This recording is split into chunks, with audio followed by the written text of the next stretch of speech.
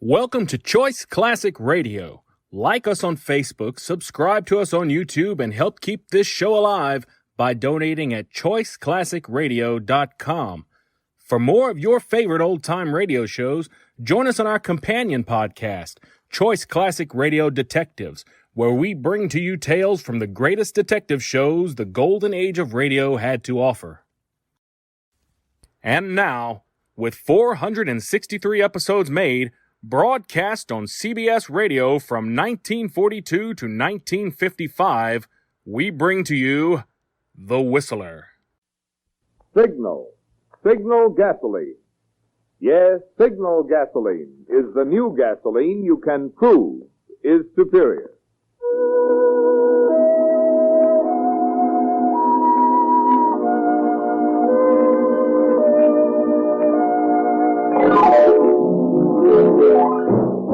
The Signal Oil Company and your neighborhood signal dealer bring you another curious story by The Whistler. Tonight, one-man jury.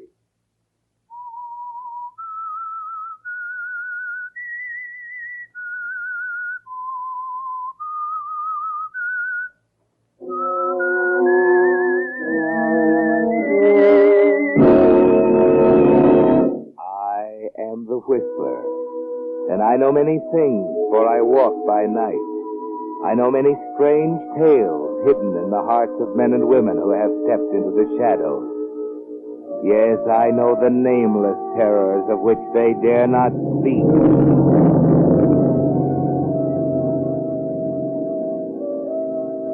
To the people of Southport, Dan Parcher was more than just a newspaper editor. He was a kind of community conscience. Businessmen would read his column carefully before deciding whether the new bond issue was right or wrong. Housewives looked to his editorials first, then made up their minds about divorce and juvenile delinquency. So it was natural that when Clara Wentworth was brought to trial for the murder of her husband, the people of Southport quoted Dan Parcher in the discussions taking place everywhere in town while the issue was being decided in the courtroom. Dan had placed himself and the paper solidly behind Mrs. Wentworth, a fact which didn't set too well with Mr. Newell, the publisher of his paper. Now, listen, Dan, you've had a free rein in the past. You've been allowed to say pretty much what you think. What are you leading up to? Well, it's all right for this paper to be partisan about politics and civic improvement. But it's not all right to print biased editorials on a murder case before the jury delivers a verdict. Wait a minute, Newell. I think we'd better get this straightened out right now. The people of Southport look to me for honest opinions. My responsibility to them is to tell them what I think. And I happen to know she's innocent. Don't ask me why, I just know it. And I'm going to do everything in my power to get that jury to turn in the right verdict. One-man jury, eh? Call it anything you like. You can take it or leave it. Take it on those terms or get yourself a new editor. That's a funny attitude for a guy who needs money as badly as you do. There isn't a job big enough to keep me from saying what I believe in, Newell. I see. Well? All right, Parcher. Have it your way.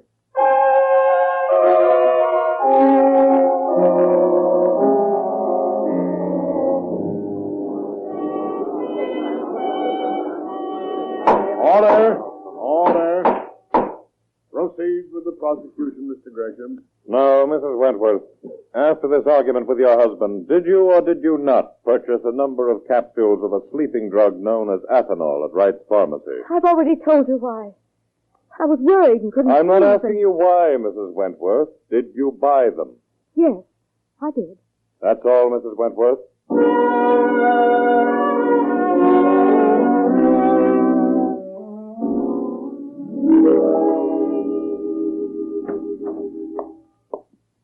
Yes, Mr. Parcher? Be ready in a minute. Now, let's see. The implication by Mr. Gresham that Mrs. Wentworth's desire for control over her husband's assets amounting to roughly $250,000 constituted a valid motive for his murder is a false one. Mrs. Wentworth already had control over more than half the estate. Her husband had seen to it that she never lacked funds, and the prosecution has yet to establish even with the shadow. Yeah, good. All right, son. Have him print this double column, middle page 1. This ought to bury it for keeps. What's that, sir? Bury it. That's an idea. Tell him to put this head on it. Epitaph for the state's case.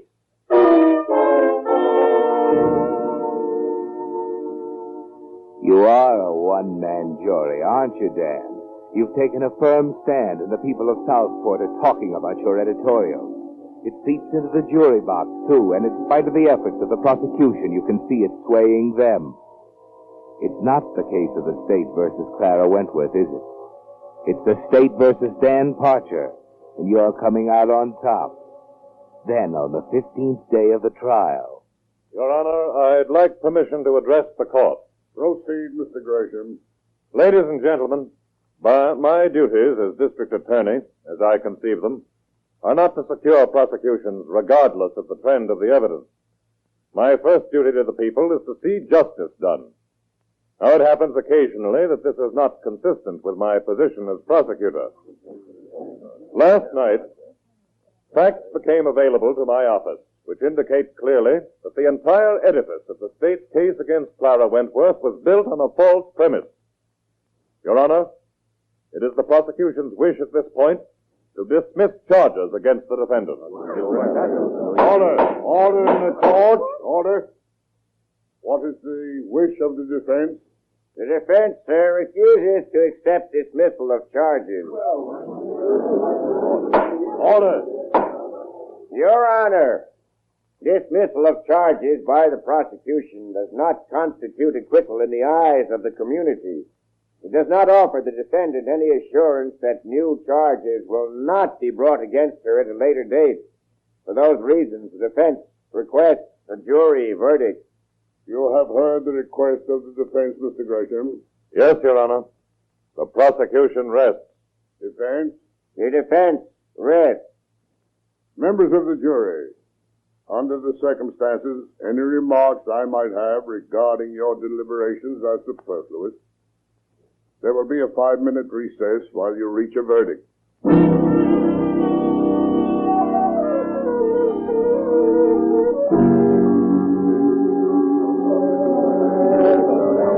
Order. Will the defendant please rise and face the jury?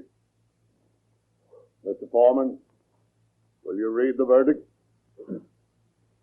We, the jury, find the defendant not guilty. Pardon me. Excuse me, Hey, please. nice going, Dan. Hello, Ed. Thanks a lot. Thanks. Thank you so Pardon me, much. please. I Let me know through it's here. over, but I just can't. I'd like to sit down here, please. Thank you very much. Oh, Hello. you're Mr. Parcher, aren't you? Yes. May I congratulate you, Mrs. Wentworth? Thank you, Mr. Parcher. It meant so much to have you on my side. Hey, ain't you two ever been introduced? I don't think it's necessary, Ann. Oh, Mrs. Wentworth, this is Dan Parcher, smartest man in Southport, if I'm any judge. You don't have to tell me. Ed, do you mind? I'd like to see Mrs. Wentworth alone for a moment. Oh, sure. Just run along. You must have a lot to talk about. Thanks. This way. The anteroom here. Dan, Clara, darling. when can we tell him? Not for a while yet, dear. We've got to take our time now.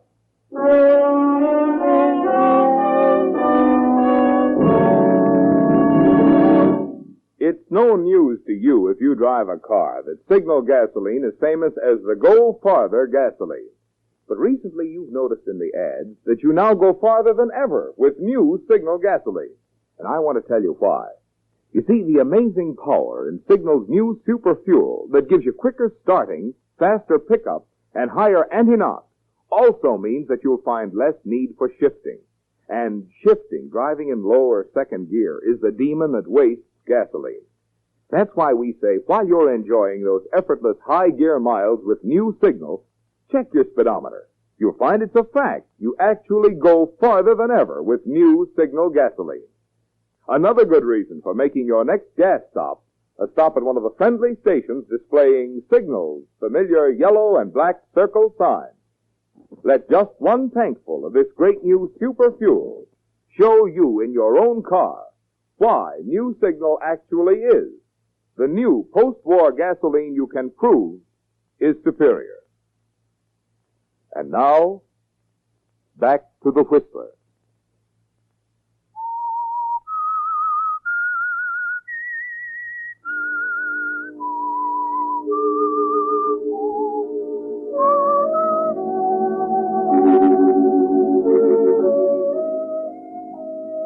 Dan, you made an eloquent case for Clara Wentworth, didn't you? Once again, the citizens are patting you on the back, telling each other that because of Dan Parcher, justice came out on top.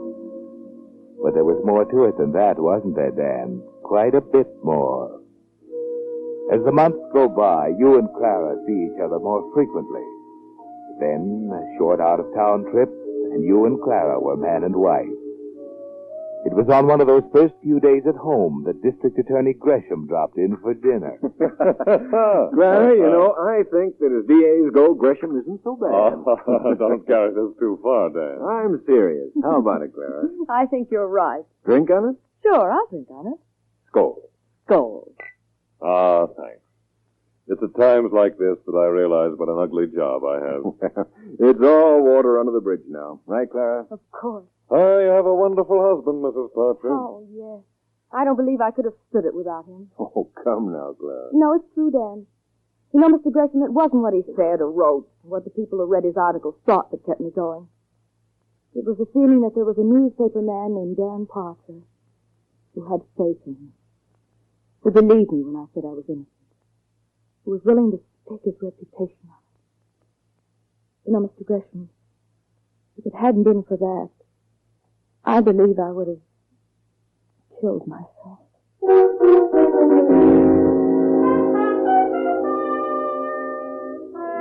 You're pretty important to her now, aren't you, Dan? She's right. You did risk your career when you defended her, and you risked even more when you married her. But there was something more important at stake, wasn't there? She loved you. You realized it more and more during those first few days in town. And then on the following week, you managed to get away for a few days at your summer cabin at the lake. Clara is thrilled. Oh, Dan, look at the lake with the moon on it. Yeah. Nice, huh? I don't want there ever to be anything but just this, Dan. Just you and I and summer evenings here at the lake. You're happy, aren't you, Clara? I never thought anything could be as beautiful as this, Dan. Do you ever think of Walter? Walter? Why do you ask?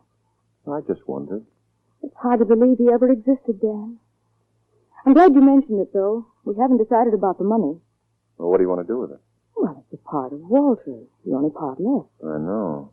As long as I have it, I'll feel he's part of our marriage somehow.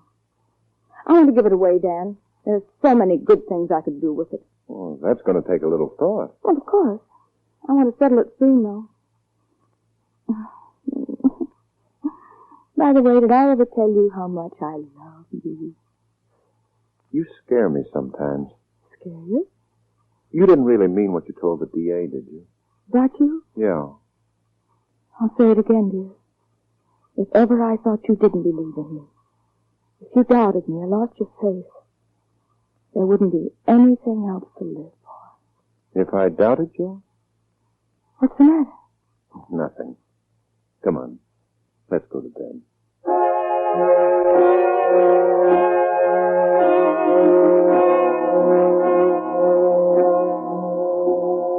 It's made you think, hasn't it, Dan? This woman you married, tried for the murder of her husband, said she'd kill herself if you lost faith in her. Why are you so nervous, Dan? Why can't you sleep? Are you sorry now that you appointed yourself a one-man jury in the case of the state versus Clara Wentworth? Clara. Clara, darling. What's the matter? Clara. What in the world were you dreaming about? Well, I don't know. Dan, tell me what's the matter. Nothing, Clara, nothing. Something's wrong. Please, forget about it. Dan! I said forget about it.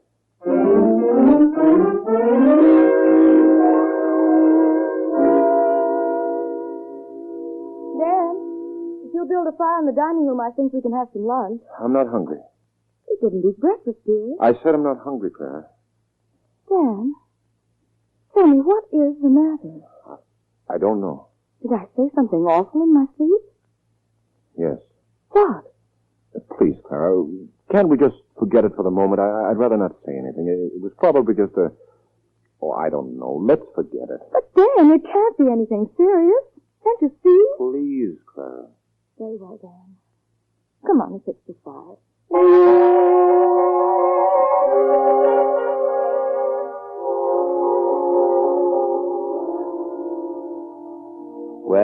Dan. It's getting it down, isn't it? Dan Parcher, champion of justice, upholder of the right.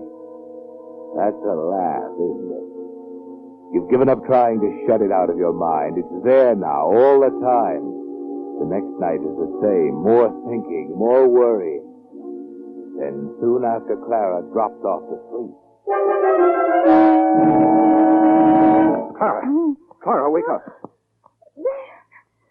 Oh, Dan, tell me, what did I say? I can't believe it. Tell me. It was the same as last night. Something about goodbye, Walter, and then a lot of things I couldn't make out, and then a single word. Tylenol. Tylenol? How could I? Clara, Tylenol killed your husband. That's what he died from. Dan, I can't understand. You've got to believe me. I don't know what to think. Why are you getting up? I can't sleep anymore. I'm going to walk around a while. Let me go with you. No, stay here, please. I'd rather be alone. Hey, don't you believe me? I don't know. Oh, please, Dan. Please. I'm sorry, Clara.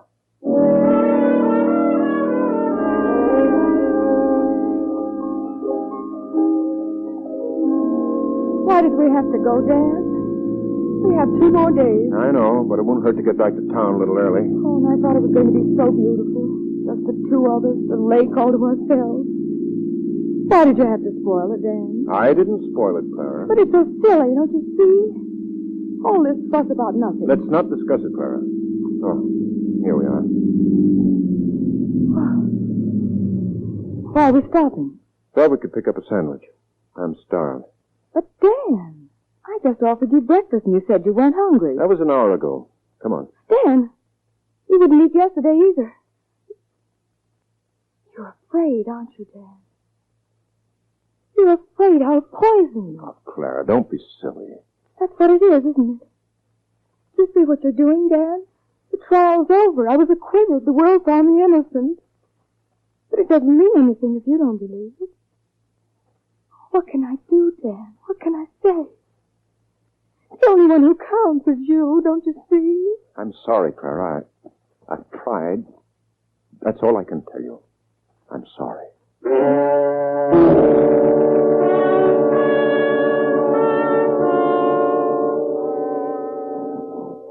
You've brought it out in the open now, haven't you, Dan? There's nothing you can do now but watch her.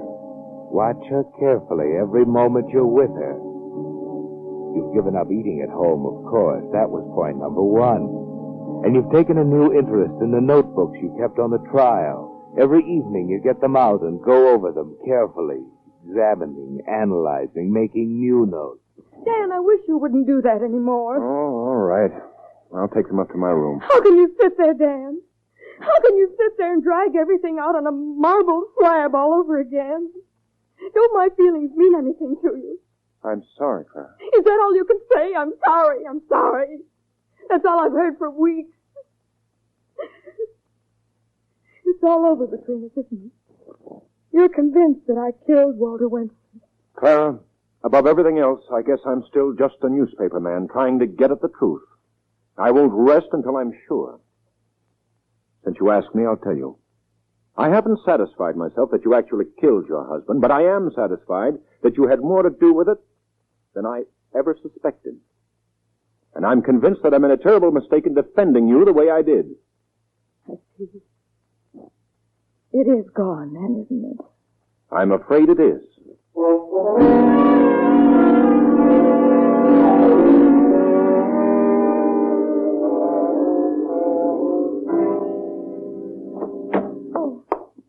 Clara, what are you doing? Burning some trash. Trash? Well, they're my trial notebooks. All right, what about it? You haven't any right to... Oh, haven't I? If you think I'm going to sit here night after night while you pore over those horrible things... You're not doing your case any good, Clara. So I'm on trial again. I wish I were on trial. I wish I could drag the whole miserable thing out in the air again. And force you to admit you're wrong. And I wish I were wrong. Do you? Of course I do. Oh, Dan. Unfortunately, I'm right. You killed him. You poisoned him. And you'd kill me right now if I gave you the chance, wouldn't you? Oh, Dan, you don't know what you're saying. Oh, yes, I do. And don't think it's easy laying it on the line the way This way, I loved you once. But I guess I was just in love with an idea, a crazy daydream about an innocent woman who needed someone to fight the good fight. And it's over, Clara. It's all gone. There's nothing left. Goodbye, Clara.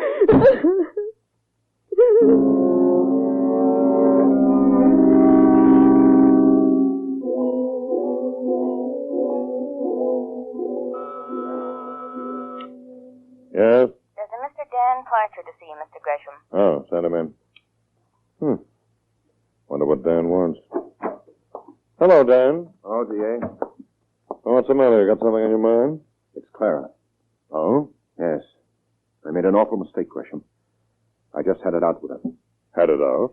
I don't get it. She was guilty, Gresham. What? I'm as sure of it as if I'd seen her do it. Oh, that's a pretty serious statement, Dan. How are you so sure? It was something she said in her sleep. Yeah? I couldn't understand all of it. It happened 2 nights in a row.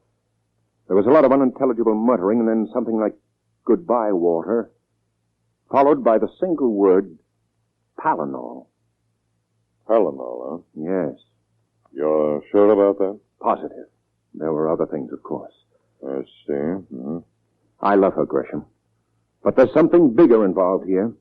We've got to do something about it. I'm awfully sorry, Dan. Well, what do you mean? We can't do anything. She's been acquitted, and she can never be brought to trial again for the same offense. You mean I'm supposed to go on living with a poisoner? There isn't a thing you can do. Did you discuss this with her, Dan? Yes. I remember something she said, something to the effect that she'd rather die than go on knowing you didn't believe in her. Do you remember that? Yes. And still you discussed your feeling with her? I couldn't hide it. I was afraid to eat. I could see a new purpose in everything she did. You are a crusader, aren't you, Dan? I can't help it. That's just the way I'm put together. Okay. You'll have to handle this your own way. We can't do a thing.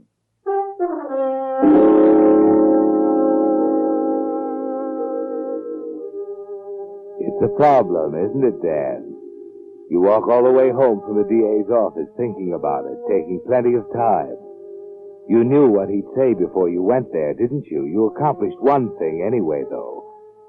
He knows about it now. You walk on and on, thinking, trying to see the thing clearly.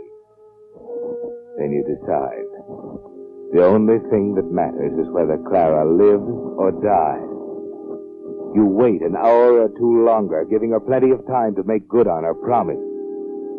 5 o'clock. If she has the nerve, it's all over now. If she hasn't, you'll have to take the other way. Oh. Hello. Hello. Well, what's this? Why are you packing? I'm leaving. What did you expect? Leaving? There's nothing left to keep me here. I'm sorry you're early. I'd hoped to be gone when you arrived. Don't be silly, Clara. There's no place for you to go. Anything's better than this. Well, I wish you a lot of luck. Thanks. Same to you, Dan. Drink on it? Sure, I'll drink on it.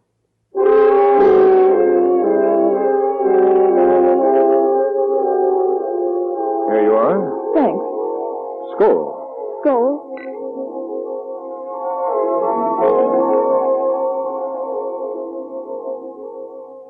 Dan, What's the matter? I don't know. I'm getting dizzy.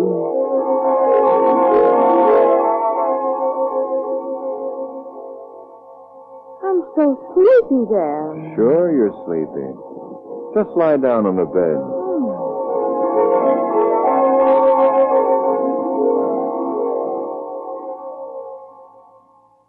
You don't need an alibi, do you, Dan? Palinol acts slowly. They'll never be able to state definitely when it was taken. And there are no slips. You unpack her bags, put things away. Yes, Dan, the books are balanced now, and you feel easier. You'll be back at the Evening Bulletin tomorrow, battling for justice again. This time with nothing hanging over your head. Dan. Yes? Dan, Oh. Goodbye, Clara.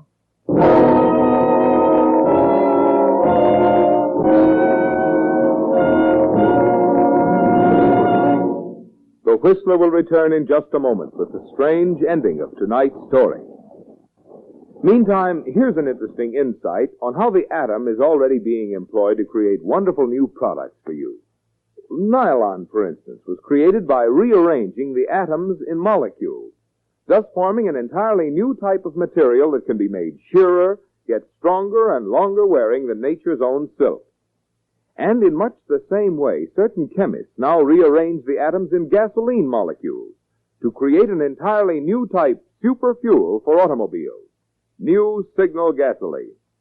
That, you see, is why New Signal is not just pre-war quality gasoline, not just old-style gasoline improved, but a new type superfuel with improved performance so immediately apparent you feel it, see it, hear it. I could tell you about quicker starting, faster pickup, higher anti-knock, but there's no story half as convincing as the one your own motor will tell you when you try your first tankful of New Signal gasoline. As you step on the accelerator and feel your car get young again, see if you don't agree with the thousands of Western motorists who are saying there's new pleasure in driving with New Signal gasoline. And now, back to the Whistler.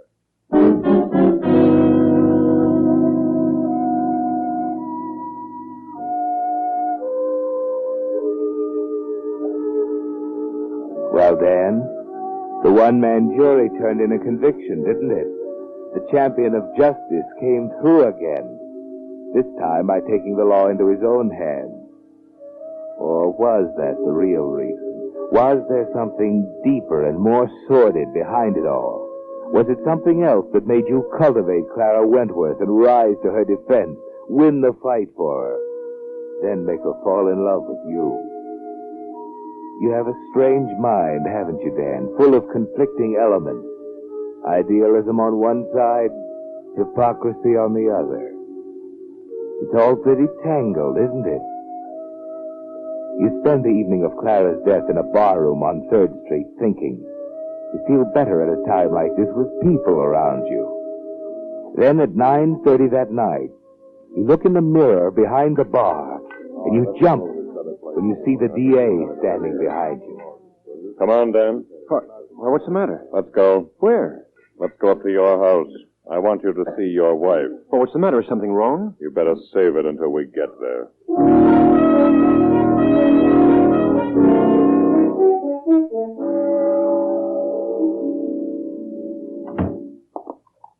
Welcome home, Dan. Clara. Surprise? Why, well, no. How is she, Doc? She's still a little drowsy, but we got rid of most of it, though. You say you're not surprised, Dan? I don't have anything to say. Well, I do, brother. I've got plenty to say. But before I go into that, there's something personal. This may cost me my job, Mr. Parcher, but it'll be worth it. You low-down, hypocritical rat. I've got a decent respect for an ordinary court, but you haven't got the pride of a carnival pickpocket. Get up. I said get up. Yeah. I thought there were limits to what a man would do for money. I guess there aren't. We have the complete picture, Mr. Parcher, from the time you met Clara Wentworth until you tried to kill her because she was going to give the money away. We knew she didn't kill her husband. That's why we conceded the trial, and not because of your false front editorials. You see, we made a mistake. We thought he was poisoned by ethanol. 2 weeks into the trial, and the surgeon tells us he was wrong. It was Paranol with the same kind of symptoms. Where does that get you? This far. It's hard to buy that drug. Clara Wentworth couldn't have bought it. Wait a minute. Shut up. When the surgeon told me it was Paranol, he knew about it, I knew about it, and the murderer knew about it. That's all. How did you know about it, Mr. Parcher? Why, When you came to my office, you should have known that sleep-talking yarn wouldn't hold water. Your wife couldn't have said it because she'd never heard of it in her life. Listen, you can't... I'm not finished. There was one piece of evidence we didn't reveal at the trial. The poison bottle we found in the fish pond. It was bought and signed for in Philadelphia by a Mr. Jeffries. This afternoon, I find that you and Mr. Jeffries have the same handwriting. All right, what's the answer to that one? There isn't any. Congratulations. That's the first honest statement you ever made. It wasn't worth it, Parcher. Not even for Wentworth's $250,000. Come on. You're going to write an editorial. One that starts out, I, Danforth Parcher, of my own free will and volition, you know. Look great in the middle of page 1. We'll title it Epitaph for a Heel.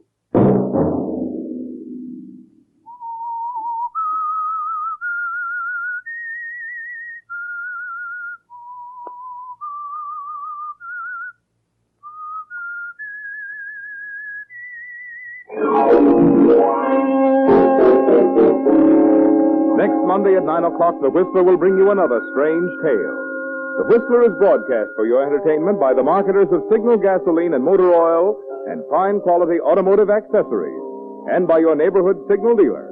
This program is directed by George W. Allen, based on a story by John Michael Hayes, with music by Wilbur Hatch.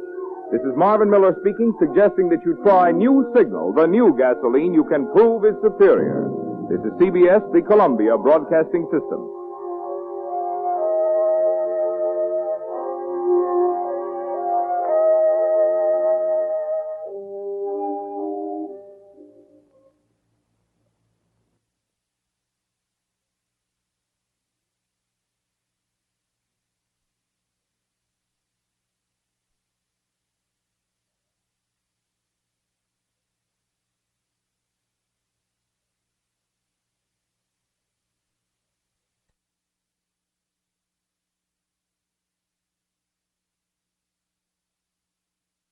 That concludes today's episode. We'd like to thank you and remind you to donate at choiceclassicradio.com. Remember, your donations make episodes like this possible.